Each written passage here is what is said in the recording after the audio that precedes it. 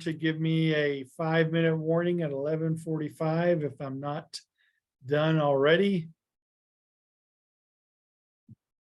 And let's pick up from where we were. The chapter you'll recall is about public opinion and how our specifically our political, along with our public opinions, but how our political views are shaped and formed. We began this specific topic about frames of reference.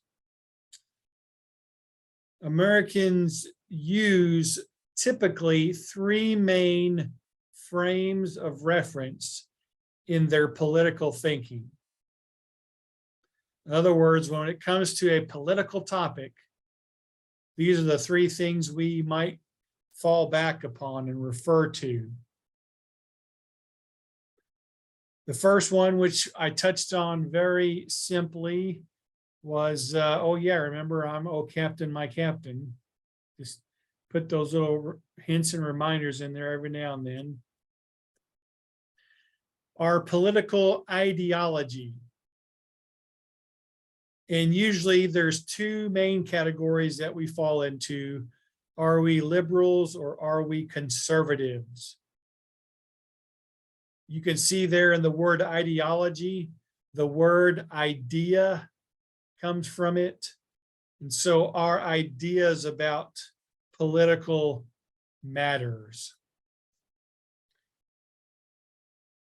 And most people in America today either have a base of liberal ideology or conservative ideology.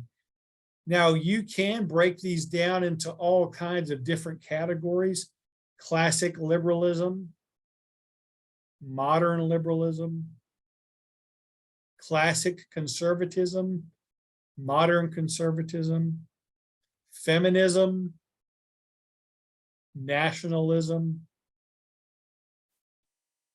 There's many different political ideologies, but most likely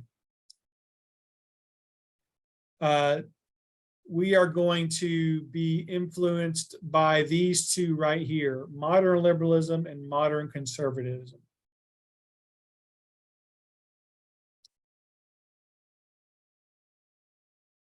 Liberalism at its core is basically the idea that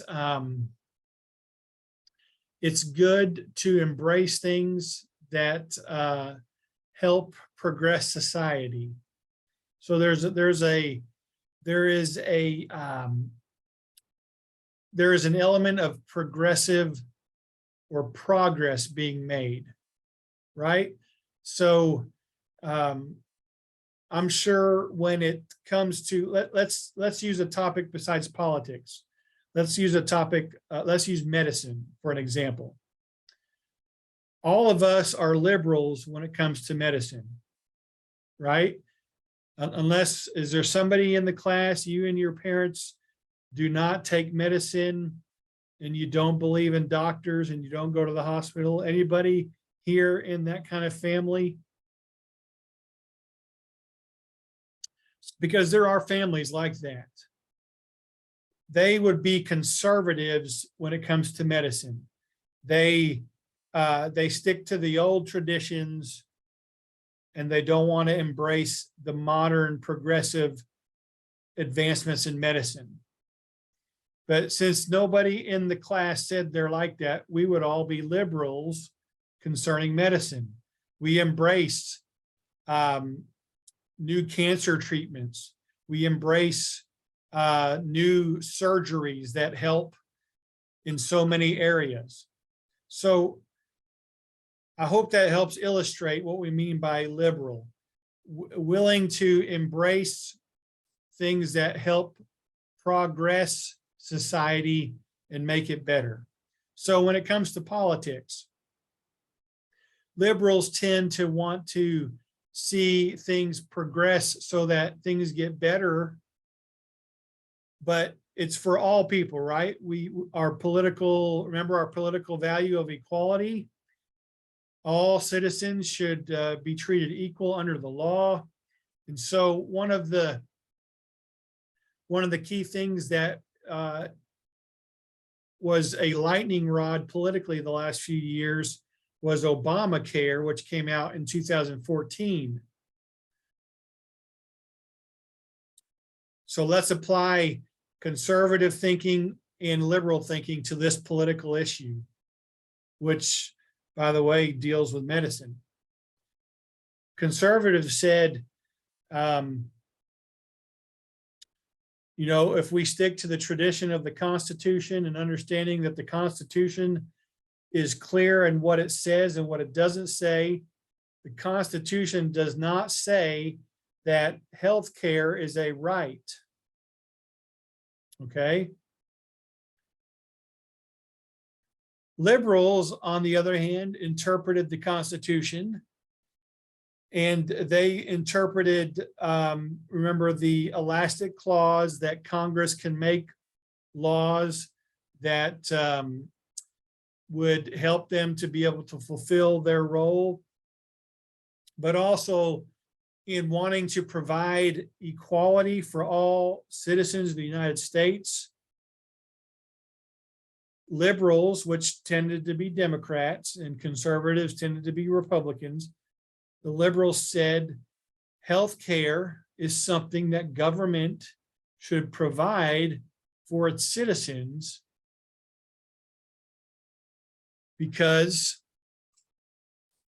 if people are sick and they can't go to the hospital because they don't have insurance, that's not going to help them in their being able to advance and improve their life as citizens of the United States. Wouldn't we agree that now, when I went to school back in the 80s, back, you know, in the Stone Age, when I drove my car like Fred Flintstone with my feet. You all know who Fred Flintstone is? They still have the Flintstones around? Okay. Because I know they got these new cartoons like Family Man. Is that the show of the Family Man? Family Guy?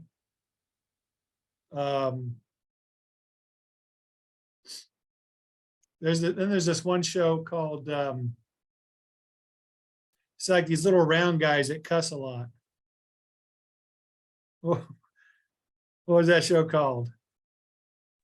South Park. Yeah, South Park. I didn't know if they still had the Flintstones around. So anyway, you know, aren't they like round guys with just these like? Yeah, they're like little midget dudes. Yeah. Every time I see a commercial or a clip, they're like cussing like sailors. So Yeah. anyway, so think of Mr. Instructor Bings going to school with his Fred Flintstone car, and but we back then schools only fed lunch. There was no breakfast.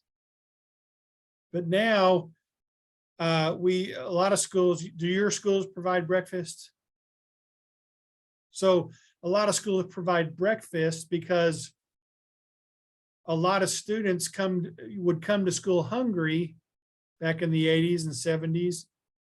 They would come to school hungry, and it was affecting their ability to learn and you know, do well in school. So, and I think we would all agree, I think we would all be liberal on this, even Instructor Bings, who, you know, I might be able to say, well, kids today just got to tough it, you know, they just got to tough it up. We didn't have breakfast when I was in school. No, I agree.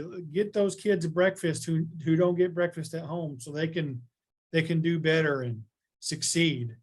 So, but that's kind of where liberals would be. And then conservatives tend to want to stick to what has always worked, or, you know, stay with tradition. And they tend to focus on individuals achieving success and keeping government out of it. So that's kind of the base of those two main philosophies. And your modern liberalism and your modern conservatism is what we have today. And they're a little bit different than the classical liberalism and the classical conservatism.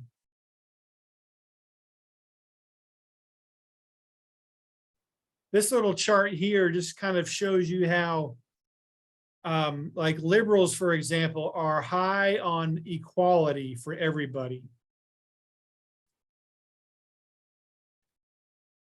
They're high on the equality and the high on the freedom grid, where conservatives are high on the order grid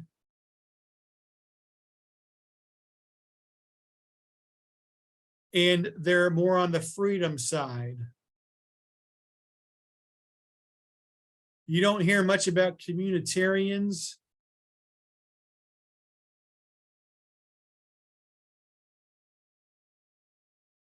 But they are one of the higher groups in the United States. These are groups that would like affirm the program of affirmative action. Libertarians they're high on both spectrums of freedom and freedom. They don't want the government involved basically in nothing, no government interference at all. Maybe have a police force to keep law and order, but the government is only to make it to where individuals can prosper economically, but also they want government out of recreational drug use. Libertarians would be for recreational marijuana. So that's just kind of a grid to show you these four main political or ideological types in the United States. Here's another little chart with some of the different ideologies with some illustrations. Any questions on ideologies? Are you guys okay with sharing where you think you might be? How many of you would say you're probably conservative? Or you lean conservative? And you might say, I'm conservative, I'm probably Republican. Today, that would mean you would be against abortion, you would be for prayer in schools, you would be against the increasing of rights to the LGBTQ community. You would be against gay marriage being legal. You would be pro-military. So how many would say you're conservative? Did I change it by describing those things? Okay, there's one. And so who would be liberal? You would be, say, abortion should be legal. All people should have a right to get married. We need to spend less on military and more at home on social programs. Legalizing marijuana use is okay. Okay, how many say I don't want to vote because I'm scared or it's private? It's private. Okay. All right, no questions on that. Let's move to group orientations.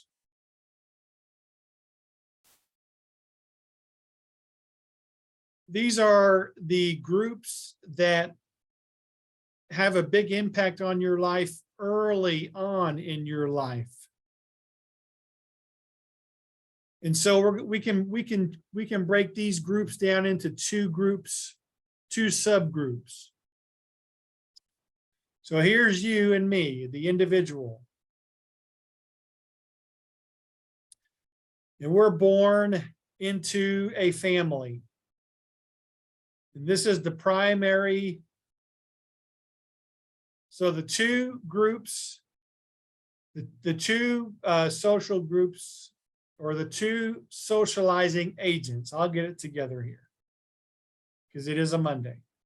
The two groups of socializing agents are the primary groups and the secondary agents. And so the main primary agent in our lives is our family. From the time we were diaper dandies until we graduated high school, our families influence us concerning our political attitudes. Now, some families have parents that are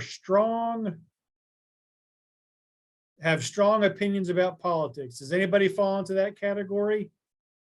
Your parents, they keep up with politics. They watch the news. They prepare for voting. They have strong opinions. Okay. How many of you would say your parents are somewhat political? They vote, and that's about it. They might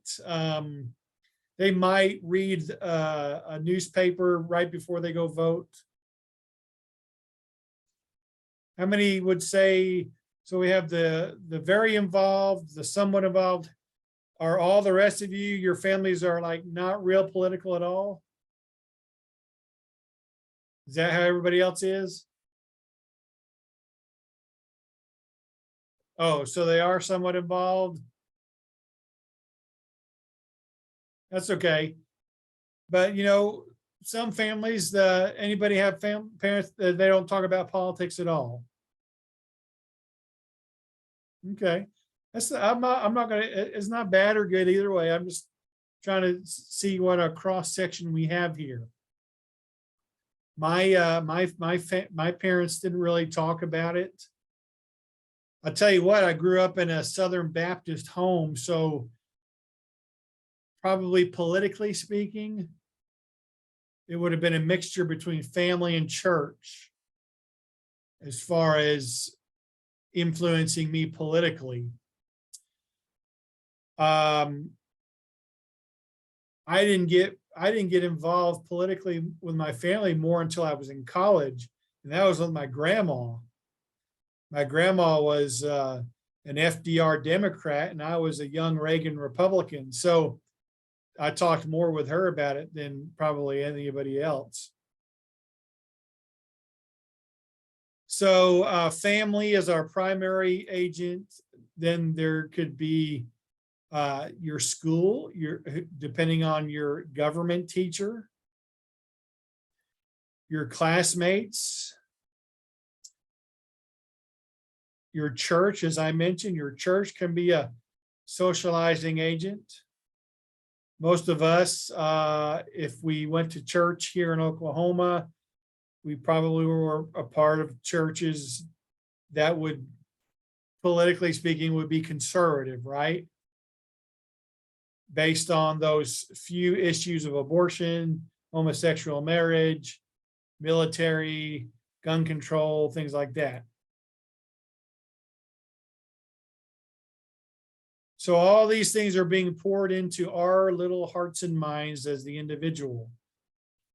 But then as we get older and we start to interact with more voices of the world, things like the media. How many of you have parents that are avid news watchers?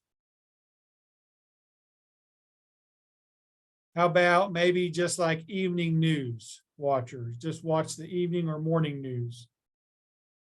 No news? Barely news, maybe once or twice or three times a week. Or maybe not, okay, not just watch news, but maybe someone listens to the news. Anybody have parents that listen to a station? Okay, so we're having some media influence into our parents' lives. And you might listen or watch with them, I don't know. Our friends help form our political opinions. Other leaders in our lives, there could be events that form political opinions. Would any of you admit or say that the the January 6th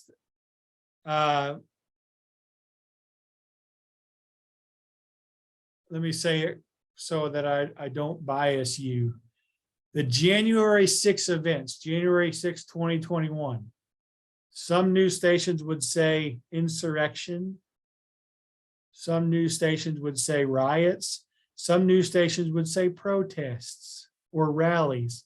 I'm just going to say events. The January 6th events of 2021. How many of you would say that that has influenced you in your political views? Has it anybody? Okay, I see that hand. Thank you. Yes, on the back row there. Thank you. Okay, so what about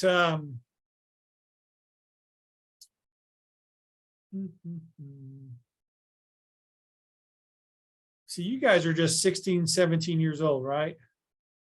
So you guys I'm 18. okay. I'm a senior. Who is Me. 18? What's the youngest? 16? Yeah. So if we go back to 2016, we're talking about ages 10 to 12, right? When that's when Trump became president. So I'm figuring most of you don't remember much from Obama's presidency, right? Maybe except people talking about him, either criticizing him or not. And Trump, probably the same way, but maybe you remember these things about Trump called impeachment? He's the only president to be impeached twice. You remember that? Okay. So you guys don't have much political events to have really, but right now you guys are in a time where you're having these political events like January 6th. You guys have heard about the FBI raiding his home in Florida, right?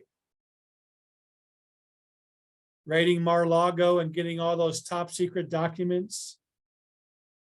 Okay, so these are the things that might influence you, might. And see, now Instructor Bing's here, is in this category here. I'm influencing you. And so all these things are going to influence you so that you will build up knowledge. I'm hoping that you'll get skills from this class about how to vote, how to prepare to vote, how to be involved. All these things will create values that you will base your voting and your decisions on. And that will result in your voting preferences, your political opinions, and your political behaviors. Other things that can be a part of these secondary socializing agents, gender. And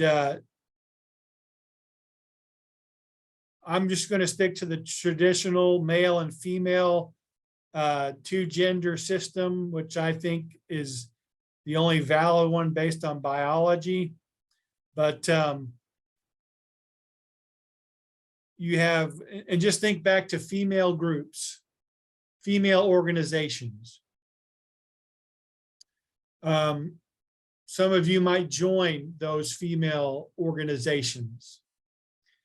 And I'm not just talking about like, because you don't have to worry about getting you're getting the right to vote now, but like Mothers Against Drunk Driving, those types of organizations that work to get policies changed or policies made. What do you think Mothers Against Drunk Driving was against? What was it for? I'm throwing you a softball. I'm gonna take a wild guess and say drunk driving. Yes. Started by a mother who lost one of her children to a drunk driver. So what are they going to be working for? Stricter, stricter application of the laws of being able to buy alcohol, which is age, what is that age, 18 or 21? I think it's 21. 18, you can go to war. 21, you have to be 21 to buy alcohol. So making sure those laws are applied, making sure the rules are applied, having stricter penalties for drunk drivers.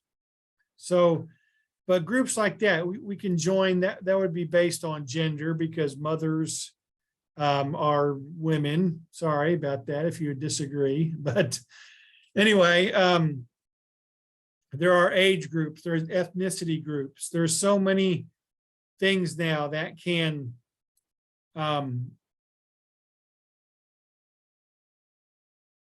influence you in your political thinking.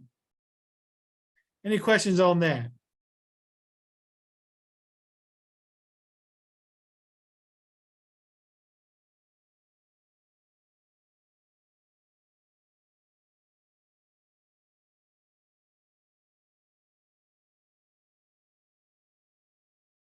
All right, the third frame of reference from which many of us, and I do see the clock, I'm on top of it, so I don't need a 5-minute warning.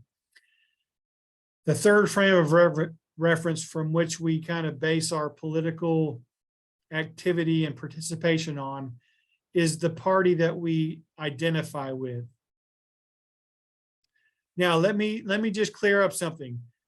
Your party and your ideology are not always the same. In other words, conservative doesn't automatically mean Republican. Liberal doesn't automatically mean Democrat.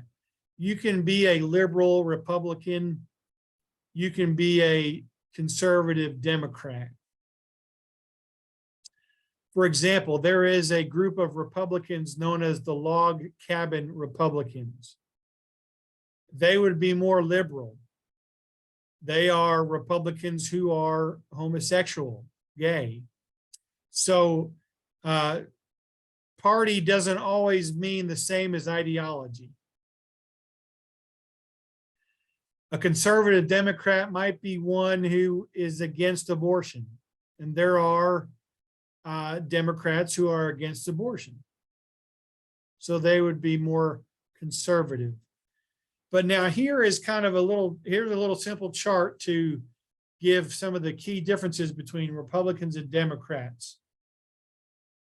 When we talk about government being small or large, what it's talking about there is not just how many government people there are, but how involved government is in the lives of their citizens.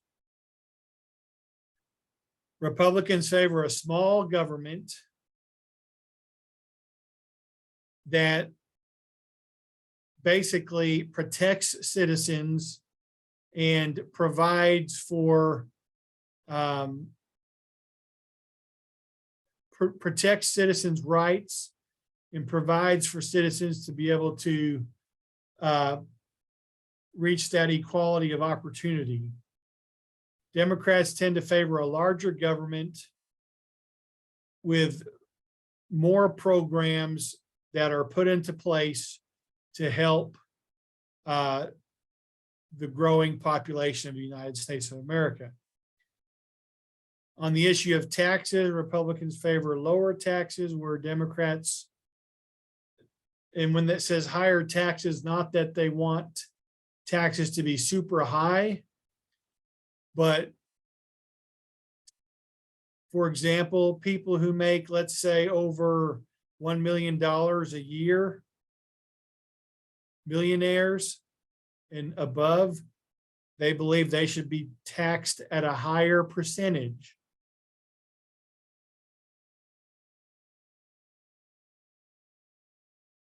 So let's say that people who make between $20,000 and $40,000 a year. Let's say they have to pay 25% in taxes. Democrats would want to see people who make $1 million or more probably get taxed at least 40%. I'm going to guess.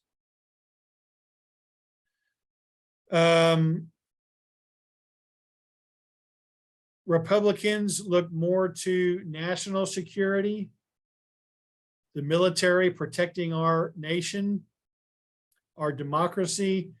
Democrats would focus more on the individual rights of citizens, and that's talking about the civil rights. Republicans are known to be for family values, which is another way of saying against abortion and against homosexuality. Democrats would favor gay rights and abortion. That'd be pro-choice. Republicans are pro-gun, Democrats gun control. Republicans free market capitalism. Democrats focusing on environmental issues.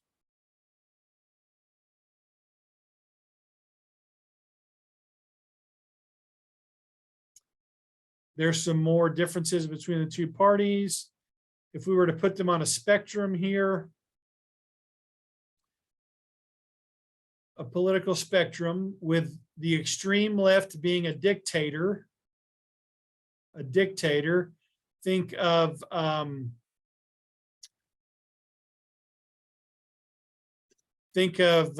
Kim Jong-un in North Korea, a dictator, the extreme left. And then think of a dictator on the extreme right, fascism, that would be Hitler. And then democracy being in the middle of the two dictatorships. You would have Democrats a little bit left of the center, because Democrats tend to be liberal, which looks to social change. Republicans would be a little bit to the right of the center, because ideologically they're conservative. They like to keep the status quo. When Democrats who are liberal go very far left, they become radical. And when Republicans who are conservative and right-wing go very radical, they become reactionary. Hey, Mr. Bings, it's Yes. 11:50. All right, thank you very much. You're welcome. All righty, so the rest of these slides just deal with the biggest factors in how your political opinions are formed. There's some other things that you can read.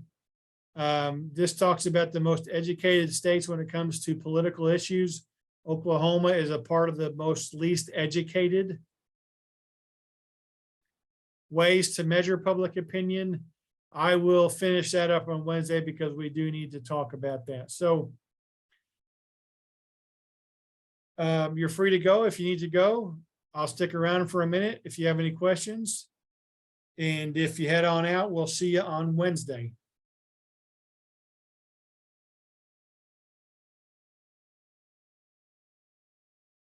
Panama has questions. All He righty. was just asking about the worksheet. Did you Okay. say it was is the worksheet due tomorrow? Is that what you said? Yes, What time is it due tomorrow?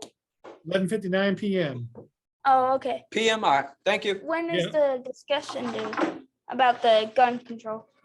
That is 11:59 p.m. Wednesday night. Okay, All right. thank See ya. you. Mhm. Bye-bye. Bye.